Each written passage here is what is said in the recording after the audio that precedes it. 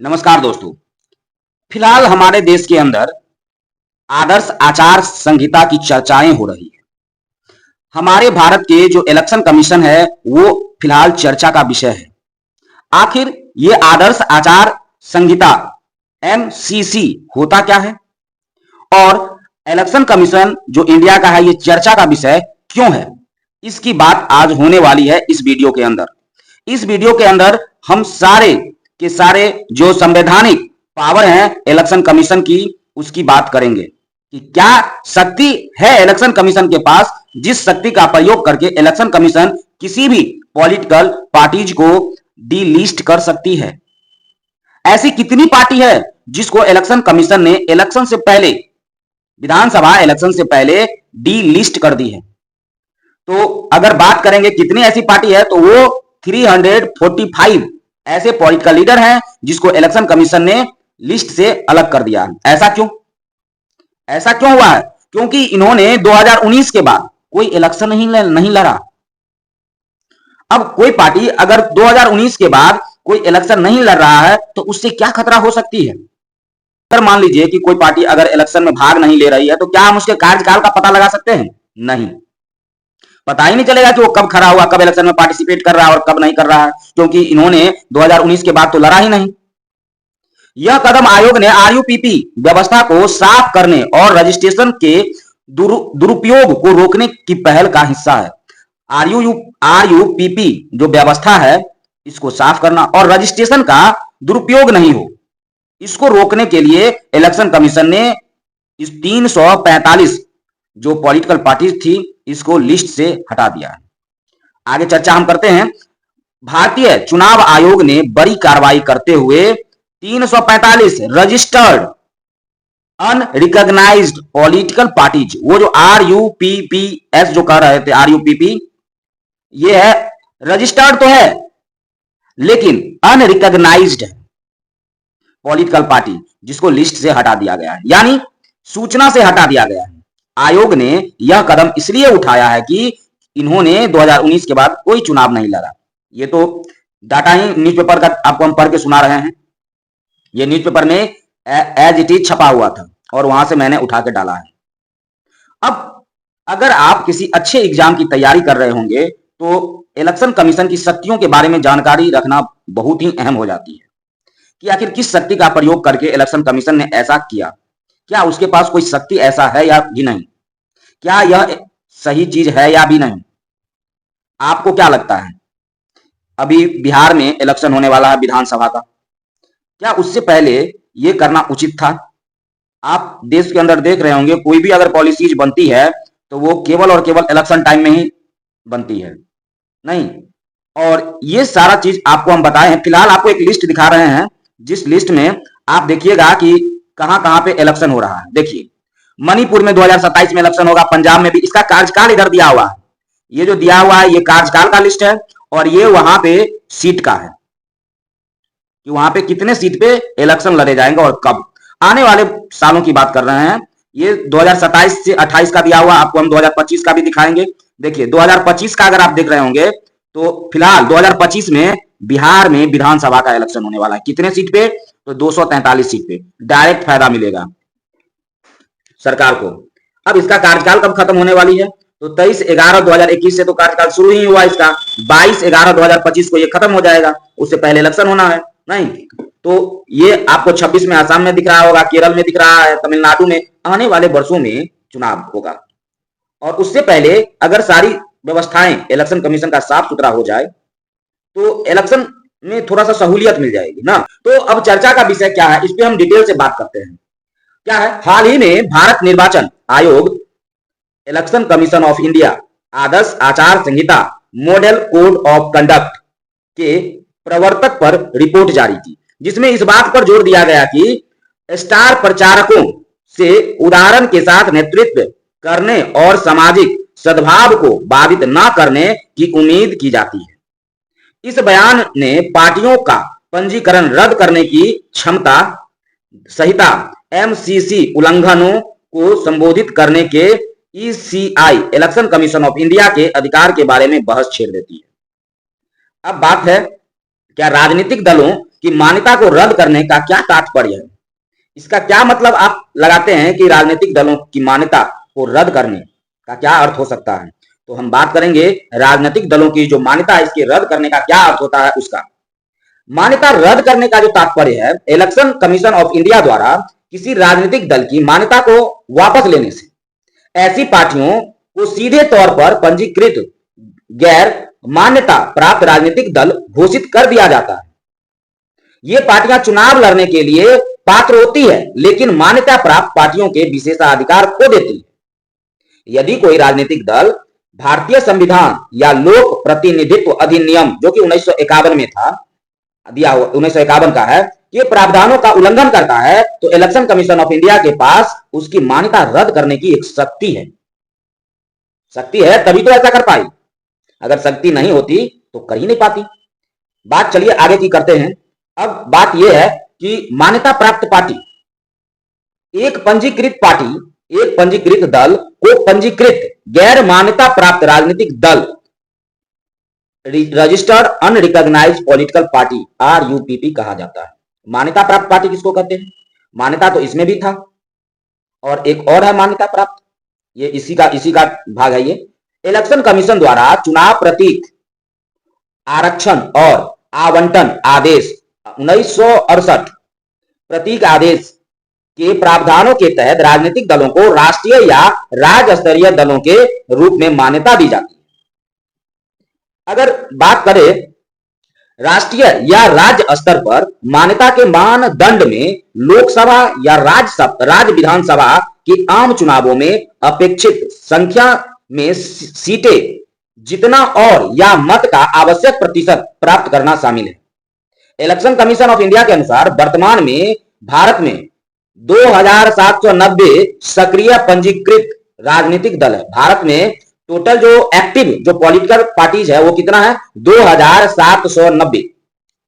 इन मान्यता प्राप्त दलों को चुनाव के दौरान आरक्षित चुनाव चिन्ह और 40 स्टार प्रचारक रखने की अतिरिक्त रियायतें मिलती है। 1998 के लोकसभा चुनाव के बाद से उन्हें चुनावों के दौरान राज्य के स्वामित्व वाले टेलीविजन और रेडियो का स्वतंत्र रूप से उपयोग करने की भी अनुमति देता है। अब है कि किसी भी राजनीतिक दल की राष्ट्रीय दल के रूप में मान्यता रद्द करने का क्या आधार हो सकता है? अगर आप किसी पार्टी की मान्यता को रद्द कर रहे हैं तो उसका क्या आधार क्या हो सकता है, बेस क्या हो सकता है? यदि कोई पार्टी लोकसभा या संबंधित राज्य के विधानसभा के आम चुनावों में डाले गए कुल वोटों का कम से कम 6% वोट प्राप्त करने में विफल रहती है, और यदि वह पिछले लोकसभा चुनावों में कम से कम 4 सांसद निर्वाचित करने में विफल रहती है, ठीक है, या यदि उसने कम से कम 3 राज्यों से लोकसभा की कुल सीटों में से कम 2% सीट जीत लेती है या जीती है, यदि वह राज्य से लोकसभा के आम चुनाव एक मिनट दीजिए, लोकसभा के आम चुनाव में कम से कम 4 सांसद निर्वाचित करने में विफल रहती है, आम 3 राज्यों में लोकसभा की कुल सीटों का 2%, और यदि वह राज्य के लोकसभा के आम चुनाव या राज्य से विधानसभा में राज्य में डाले गए कुल वैध वोटों का 8% प्राप्त करने में विफल रहता है। आधार हम बता रहे हैं आपको। राजनीतिक पार्टी को मान्यता रद्द करने का आधार क्या हो सकता है? तो पहला तो यह है कि पार्टी अगर लोकसभा या राज्य विधानसभा के आम चुनाव में जितना भी वोट डाला गया है उस वोट को अगर 6% भी अगर वो नहीं ला पाता, यदि वह पिछले लोकसभा चुनाव में कम से कम 4 सांसद निर्वाचित करने में भी विफल रहता है, यदि उसने कम से कम 3 राज्य में जो लोकसभा की कुल सीट है उसमें से 2% सीट भी नहीं जीत पाती है। तीसरा, यदि राज्यों में लोकसभा के आम चुनाव में राज्य से विधानसभा में राज्य में डाले गए कुल वैध वोटों का 8% भी लाने में विफल है, ठीक है। इसके अलावा यदि पार्टी अंकेक्षित खाते समय पर भारत निर्वाचन आयोग को प्रस्तुत करने में विफल है, यदि पार्टी अपने संगठनात्मक चुनाव, ठीक है, आंतरिक पार्टी चुनाव समय पर कराने में विफल है, मतलब कि अपने में पार्टी में चुनाव भी नहीं करा पा रही है, तो उस पार्टी को डिलिस्ट कर दिया जाता है। ये था बेसिक बेस जिसके आधार पे हम किसी भी पॉलिटिकल पार्टीज को क्या करते हैं, डिलिस्ट कर सकते हैं। हम नहीं करते हैं, इलेक्शन कमीशन कर सकता है। अब राजनीतिक दल प्रणाली क्या होती है? राजनीतिक दल प्रणाली होती क्या है? ये आपको दिख रहा होगा, राजनीतिक दल प्रणाली। ये राजनीतिक दल प्रणाली सामान्य विचारधारा वाले व्यक्तियों के समूह राजनीतिक सत्ता हासिल करने के लिए स्वेच्छा से संगठित होते हैं। संवैधानिक तरीकों से राष्ट्रीय हित को बढ़ावा देने का लक्ष्य जिनका हो वो राजनीतिक दल है। 3 प्रकार की पार्टी प्रणाली होती है। एक तो एकल पार्टी सिस्टम होता है, जहां पे एक ही पार्टी होती है, जैसे कि चीन। कहीं पे 2 पार्टी सिस्टम होता है, डबल पार्टी सिस्टम, जैसे कि यूएसए। कहीं पे मल्टी पार्टी सिस्टम होता है, जैसे कि इंडिया। भारत में मल्टी पार्टी सिस्टम है नहीं। भारत में अगर हम पार्टियों का अगर देखें तो 6 ऐसी पार्टी है जो राष्ट्रीय है, जैसे आम आदमी पार्टी, भारतीय जनता पार्टी, भारतीय राष्ट्रीय कांग्रेस, बहुजन समाज पार्टी। नहीं, ये सब क्या है, राष्ट्रीय पार्टी है।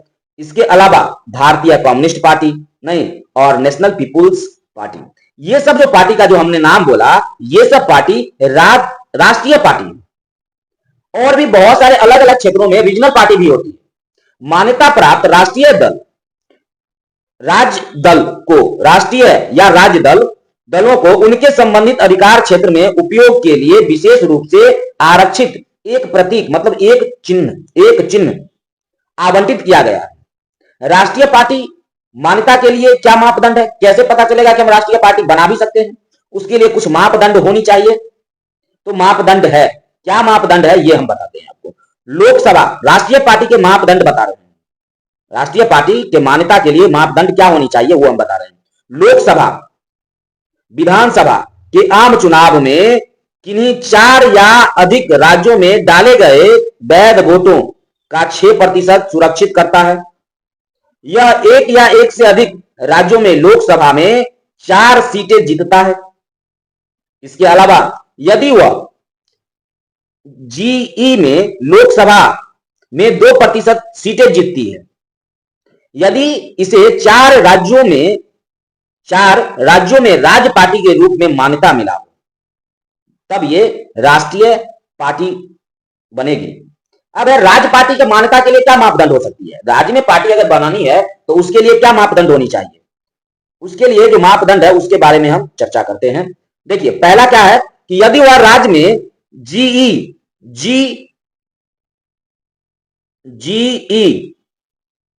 से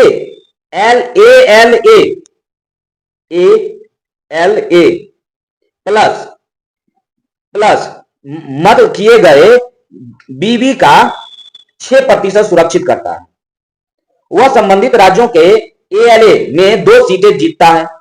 या यदि वह संबंधित राज्य से GE से LS यहां भी LS ही था, GE से LS तक। इसके अलावा अगर देखें इसमें तो LS तक राज्य में मतदान किए गए बीबी का 6% आरक्षित करता है। ठीक है, या प्लस में 1 सीट भी है, LS में 1 सीट भी चाहिए इसको। यदि वह संबंधित राज्य के LS में जी में LS में 3% सीट जीतता है। ये कुछ मापदंड है राज्य के पार्टी का। ये आपको दृष्टि का जो दिख रहा है, ये जो आपका फोटो दिख रहा है, इमेज दिख रहा है, दृष्टि से है। अब देखिए, यदि वह संबंधित राज्य से LS को जी में राज्य को आवंटित प्रत्येक 25 सीट या उसके किसी अंश के लिए लोकसभा में 1 सीट जीतता है। यदि वह राज्य में जी से LS या राज्य के LS में राज्य में मतदान किए गए कुल बीबी का 8% आरक्षित करता है, जितना भी वोट डाला गया उसका 8% अगर वो आरक्षित करता है, तब वो क्या बन सकता है? राज्य की कोई पार्टी बन सकती है। अब बात कुछ ऐसा है कि प्रतीक आदेश, ये आप ऊपर सुने थे कि जो किसी भी राजनीतिक पार्टी को जो चुनाव चिन्ह या उसको एक चिन्ह दिया जाता है, उसके लिए ये प्रतीक आदेश की बात किए थे, जो कि 1968 का था। नहीं तो ये क्या है, 1968 के पैराग्राफ 16A के तहत भारत निर्वाचन आयोग के पास MCC का पालन करने या आयोग के वैध निर्देशों का पालन करने में विफलता के लिए किसी मान्यता प्राप्त राजनीतिक दल को मान्यता को निलंबित करने या वापस लेने की शक्ति है। राजनीतिक दल के पंजीकरण रद्द करने से तात्पर्य तो आपको हम बता ही दिए थे कि क्या तात्पर्य है। नहीं, पंजीकरण रद्द करने का क्या तात्पर्य है ये तो आपको बताया ही नहीं। अब कुछ और भी बातें देखते हैं। देखिए, पंजीकृत दल क्या है? राजनीतिक प्रतिनिधि अधिनियम 1951, ये भी शायद हो गया नहीं, जो धारा 29 1951 का अधिनियम है, representation of the people act, RP act जिसको कहते हैं, की धारा 29A इलेक्शन कमीशन के साथ एक राजनीतिक दल के पंजीकरण के लिए आवश्यकताओं को निर्धारित करती है। नहीं, जो कि राजनीतिक दल इलेक्शन कमीशन ऑफ इंडिया में अपना पंजीकरण चाहता है, उसे अपने दल के संविधान की एक प्रति जमा करना मतलब कि फोटो कॉपी जमा करनी पड़ती है। ऐसे दस्तावेज में यह घोषणा होनी चाहिए कि राजनीतिक दल भारत के संविधान के प्रति सच्ची आस्था और निष्ठा का क्या करती है? पालन करती है। एक दस्तावेज का प्रति उसको जमा करना है। दूसरा, ये एक्ट कौन सा था? आरपी एक्ट 1951 के थ्रू होता है। ये कौन से धारा में लिखा है? 29A। नहीं, इसके बाद ऐसे दस्तावेज क्या जमा करने पड़ता है? उसमें क्या डिमांड होता है कि संविधान के प्रति उसको सच्ची निष्ठा रहनी चाहिए। नहीं, इसके अलावा अगर देखें तो इसे समाजवाद, धर्मनिरपेक्षता और लोकतंत्र के सिद्धांत के प्रति निष्ठा रखनी चाहिए। समाजवाद, धर्मनिरपेक्षता, लोकतंत्र के प्रति जो सिद्धांत है, लोकतंत्र के जो सिद्धांत है उसके प्रति निष्ठा रहनी चाहिए। भारत की संप्रभुता, एकता, अखंडता को बनाए रखना चाहिए। अब इसके लाभ क्या है? पंजीकृत राजनीतिक दल के निम्नलिखित लाभ हैं। कुछ लाभ भी हैं, इसके कानूनी लाभ मिलता है इन लोग को। क्या लाभ है उसके बारे में चर्चा करते हैं। देखिए, आयकर अधिनियम 1961 की धारा 13A के तहत प्राप्त दान राशि पर कर में छूट मिलता है। इनको जो दान मिलता है पार्टी को, उसमें कर, उसके टैक्स में छूट मिलता है इनको। लोकसभा हो या राज्य विधानसभा के आम चुनाव लड़ने के लिए सामान्य चुनाव चिन्ह भी मिलता है। चुनाव प्रचार के दौरान 20 स्टार प्रचारकों की अनुमति मिलती है इनको। राजनीतिक दल का पंजीकरण रद्द करने का आधार, किसी पार्टी का पंजीकरण तभी रद्द किया जा सकता है इसकी पंजीकरण धोखाधड़ी से प्राप्त किया गया हो, तब इलेक्शन कमीशन उसको रद्द कर सकता है। केंद्र सरकार द्वारा अवैध घोषित कर दिया गया हो, तब रद्द हो सकती है। एक दल अपने आंतरिक संविधान को संबोधित करता है और अपनी भारतीय संविधान का पालन करने से इनकार कर दे, इतना सारा क्राइटेरिया हो तो क्या कर सकते हैं? हम उसको राजनीतिक पार्टी को पंजीकरण को रद्द कर सकते हैं। इलेक्शन कमीशन कर सकता है ऐसा। आगे बात है इलेक्शन कमीशन ऑफ इंडिया की शक्तियां। जनप्रतिनिधि, आखिर इलेक्शन कमीशन के पास शक्ति थी तब तो ऐसा कर पाई। क्या है शक्ति? जनप्रतिनिधित्व अधिनियम इलेक्शन कमीशन ऑफ इंडिया को चुनाव नहीं लड़ने, दल के आंतरिक चुनाव कराने या आवश्यक रिटर्न्स जमा नहीं करने पर किसी राजनीतिक दल का पंजीकरण रद्द करने का अधिकार नहीं देता है। क्या है? फिर से एक बार सुन लीजिए। जनप्रतिनिधित्व जो अधिनियम है, जनप्रतिनिधि अधिनियम इलेक्शन कमीशन ऑफ इंडिया को चुनाव नहीं लड़ने, दल के अतिरिक्त चुनाव कराने या आवश्यक रिटर्न जमा नहीं करने पर किसी राजनीतिक दल का पंजीकरण रद्द करने का अधिकार नहीं देता।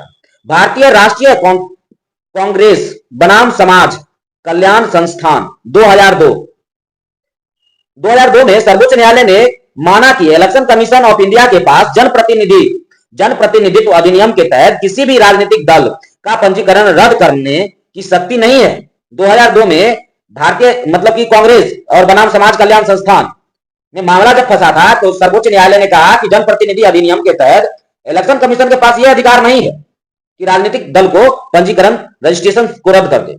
राजनीतिक दल का पंजीकरण रद्द करने की क्या आवश्यकता है? अब वो बताते हैं क्या आवश्यकता क्या है, वो बताते हैं। 1/3 से भी कम पंजीकृत गैर मान्यता प्राप्त राजनीतिक दल नहीं, रजिस्टर्ड है लेकिन अनरिकॉग्नाइज्ड पॉलिटिकल पार्टी से चुनाव में भाग लेते हैं।